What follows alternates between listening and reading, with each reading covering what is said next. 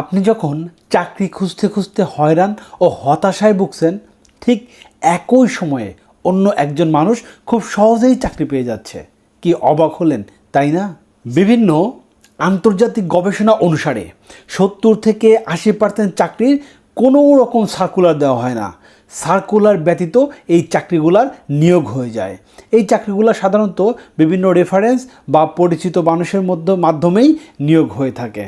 সাধারণভাবে বলা হয় মাত্র 15 থেকে 20% চাকরির সার্কুলার দেওয়া হয়, আর এই 15 থেকে 20% চাকরির পিছনে 95% চাকরি প্রার্থী দৌড়াতে থাকে। আর এজন্যই এই চাকরির বাজারে এত বেশি প্রতিযোগী।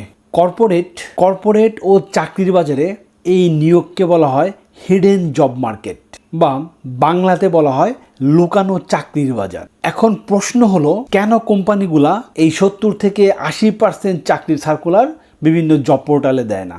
নাম্বার 1, সময় ও খরচ বাঁচানো।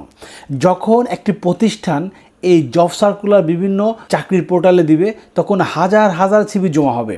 এই হাজার হাজার সিভি থেকে চাকরি প্রার্থী বা সঠিক ক্যান্ডিডেট বাছাই করা সত্যিই অনেক কষ্টের কাজ। আবার কোনো প্রতিষ্ঠান যখন বিভিন্ন জব পোর্টালে চাকরির বিজ্ঞাপন দেয়, তখন এই জব পোর্টালগুলোকে টাকা দিতে হয়। 2 নম্বর, কর্মরত ব্যক্তির রেফারেন্স। কোম্পানি সাধারণত চায় পরিচিত লোকের মাধ্যমে নিয়োগ করতে, যাতে ওই নতুন নিয়োগ প্রার্থী যদি কোনো রকম দুর্ঘটনা ঘটায়, তাহলে পরিচিত রেফারেন্সকে ধরতে পারবে।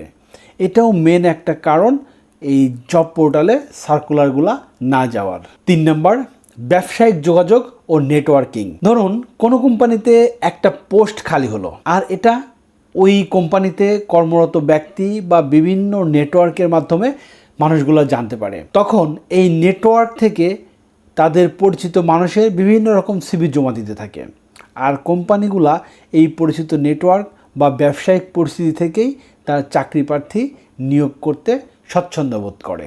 আপনি কিভাবে এই জব মার্কেটে প্রবেশ করবেন? অ্যাট ফার্স্ট, শক্তিশালী নেটওয়ার্ক গড়ে তুলুন। যারা চাকরি করে অথবা যারা আপনার পরিচিত বন্ধু বান্ধব আত্মীয় স্বজন, সবার সাথে আপনি যোগাযোগ গড়ে তুলুন যে কোথাও কোনো চাকরির ভ্যাকেন্ট হচ্ছে কিনা। এই নেটওয়ার্ক গড়ে তোলার মাধ্যমেই আপনি সহজেই চাকরি পেয়ে যেতে পারেন। 2 নম্বর, প্রোফাইল আপডেট করুন। বিডি জবস বা এরকম যে সকল জব পোর্টাল আছে, এই জব পোর্টালগুলোতে আপনার প্রোফাইল আপডেট করুন নিয়মিতভাবে। আপনি দীর্ঘদিন প্রোফাইল ফেলে রাখবেন না। প্রোফাইল আপডেট হলেই চাকরিদাতাগুলো বুঝতে পারে যে আপনি চাকরি খোঁজার জন্য এখনও সক্রিয় আছেন। 3 নম্বর, কোম্পানির সাথে সরাসরি যোগাযোগ করুন। ধরুন কোনো কোম্পানিতে যে লোক রিক্রুট করে, তার সাথে আপনি যোগাযোগ করতে পারেন, তাকে আপনার সিভি পাঠাতে পারেন।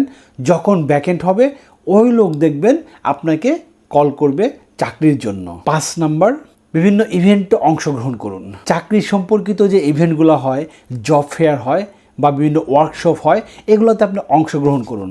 তাহলে কি হবে? আপনার একটা পরিচিতি বাড়বে। এই পরিস্থিতি থেকেই একটা নেটওয়ার্ক গড়ে উঠবে, আর আপনি খুব সহজেই চাকরি পেয়ে যেতে পারেন। তাই আপনি শুধু অনলাইনে চাকরির সার্কুলার উপরে নির্ভর না করে এই নেটওয়ার্কের মধ্যে ঢুকে পড়ুন, তাহলেই দেখবেন আপনি খুব সহজেই চাকরি পেয়ে যাবেন।